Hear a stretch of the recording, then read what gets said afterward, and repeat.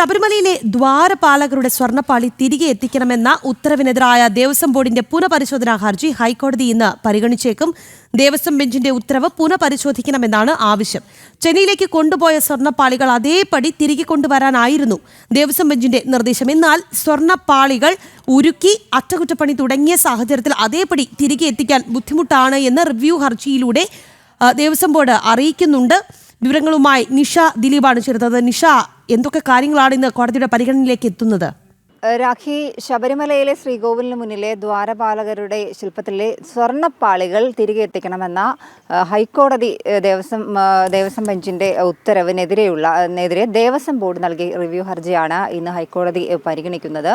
എന്തായാലും ഈ സ്വർണ്ണപ്പാളികൾ അതേപടി തിരികെ എത്തിക്കണമെന്നായിരുന്നു ഹൈക്കോടതി ഉത്തരവ്. പക്ഷേ ഈ സ്വർണ്ണപ്പാളികൾ അറ്റകുറ്റപ്പണിക്കായി ഒരുക്കിയ സാഹചര്യത്തിൽ അത് അതേപടി തിരികെ എത്തിക്കാൻ കഴിയില്ല എന്നാണ് ഈ റിവ്യൂ ഹർജിയിൽ ദേവസ്വം ബോർഡ് വ്യക്തമാക്കുന്നത്. എന്തായാലും കോടതി നിർദ്ദേശപ്രകാരം മാത്രമേ സന്നിധാനത്ത് സ്വർണ്ണപ്പണികൾ നടത്താൻ പാടുള്ളൂ എന്നാണ് നിർദ്ദേശം.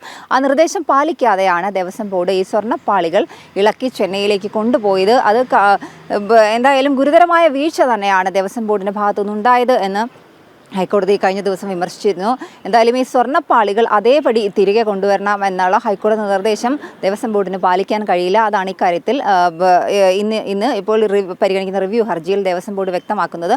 മാത്രമല്ല, ഈ സന്നിധാനത്ത് സ്വർണ്ണപ്പണികൾ നടത്താൻ തന്ത്രിയുടെ അനുവാദവും ഒപ്പം തന്നെ ദേവസ്വം ബോർഡിൻ്റെ അനുമതിയും മാത്രം മതി എന്നാണ് ഇന്നത്തെ ഈ റിവ്യൂ ഹർജിയിൽ ദേവസ്വം ബോർഡ് വിശദീകരിക്കുന്നത്.